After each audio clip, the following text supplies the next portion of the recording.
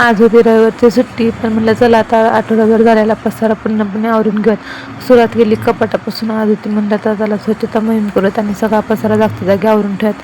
कारण एवढा पसारा झाला की कोणती वस्तू कुठे ठेवली हे सापडत नाही आणि एवढं सगळं सामान असताना पण ते अस्ताव्यस्त पडलेलं असतं. हे बघा असं व्यवस्थित प्रकारे सगळं क्लीन करून घेतलं, सामान सगळं खाली काढून घेतलं आणि व्यवस्थित असं लावून घेतलं, स्वच्छ करून घेतलं. कारण व्यवस्थित सेटअप लावला की थोडंसं बरं पडतं. माझ्याकडे आणि खूप बांगड्या आहेत, तर माझ्याकडे बांगड्या ठेवायला असं काही बांगड्याचं रॅक नाही आहे, म्हणून मग मी व्यवस्थित दोऱ्यांमध्ये बांधून या एका बॅगमध्ये ठेवून दिलं. माझ्याकडचे 2 झिपर बॅगमध्ये, एकामध्ये मी मेडिकलचं सामान ठेवते, काही टॅबलेट वगैरे काय लागलं तर ट्यूब वगैरे असं, बाकीमध्ये बाकी सामान. त्यानंतर करून घेतलं आणि नाश्ता शेवाया करायचं नाश्त्याला. म्हणलं चला आता नाश्ता झाला आहे तर गाद्या वगैरे मी बाहेर टाकल्या होत्या, म्हणलं सगळं झाडून वगैरे वरून पण घेऊयात आणि फरशी वगैरे सगळं स्वच्छ करून क्लीन पण होऊन जाईल आणि पसारा पण आवरला तर जरा बरं पडेल, म्हणून मग सगळ्या जाळ्या वगैरे काढून घेतल्या. हे बघा पावसाने कसं होतं की कुठं थोडासा ओलावा झाला दिसला की बुरशी पकडल्यागत होतं, त्याच्यामुळे मग हे बघा असं मस्त क्लीनपैकी फरशी क्लीन करून घेतली. तुम्ही कसं करता मला कमेंट करून नक्की सांगा. नंतर काय आमचा विरू पडला होता आजारी, मग आम्ही निघालो हॉस्पिटलला. त्याला वाटलं मला हॉस्पिटल नाही कुठेतरी भूर घेऊन चालेल, म्हणून तो खूप खुश होता, तो हाय करतोय बघा कसा. त्यानंतर आम्ही त्याला घेऊन गाडीवरून सोबत गेलो हॉस्पिटलला. तर विरू खूप खुश होता.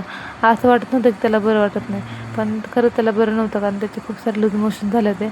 हे बघ तिथे गेलं तर वजन आहे तेवढंच होतं, थोडासा फरक पडला होता. आणि त्यानंतर मग आम्ही मेडिसिन वगैरे घेतले, हॉस्पिटल सरांना दाखवलं. तर मग त्यानंतर विरू जरा शांत बसला होता, कारण नवीन ठिकाणी गेलं होतं ना म्हणून.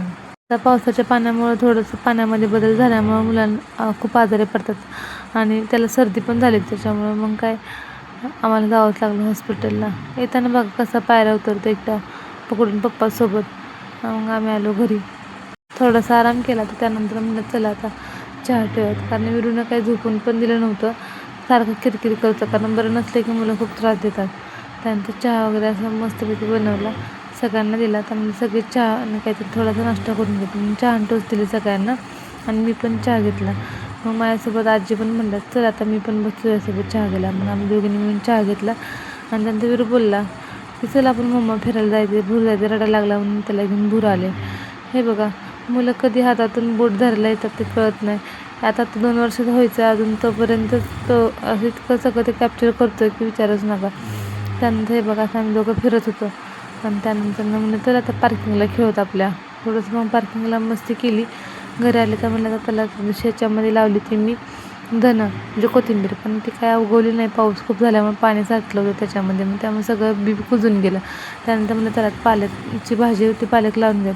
हे बघा मस्त असं पालक त्याच्यामध्ये लावून घेतली, माती जरा उकळून घेतली आणि पालकाची बिया लावून त्यात पाणी ओतून घेतलं. त्यानंतर म्हणलं तर आता पप्पांनी भाजीपाला आणतात, त्यात पण पालकच आणली होती. म्हणलं त्याला आज पालकाचा बड्डे वाटतं, पण पालक आणलेली गौरी शेंगा असा थोडाफार बाजार केला होता. आता भाज्या खूप महाग झाल्या, त्यामुळे त्यांनी थोड्याच आणल्या होत्या. मला त्याचं विरूसाठी सूप बनवायचं होतं, व्हेज भाज्यांचं सूप वाटत नव्हतं, तर तो चांगला खात होतो सूप. नंतर इकडे चिकनची भाजी टाकली होती, ती शिजते तोपर्यंत म्हणलं चला आता बाजूलाच पनीरची तयारी करून घेत. म्हणून इकडे पनीरची भाजी तयारी करून घेतली. थोडंसं सुरुवातीला पनीर तळून घेतलं, चटणी मीठ मसाला हळद लावून, आणि त्याच्यासोबत बेसन पीठ पण थोडंसं भाजून घेऊन ठेवलं साईडला.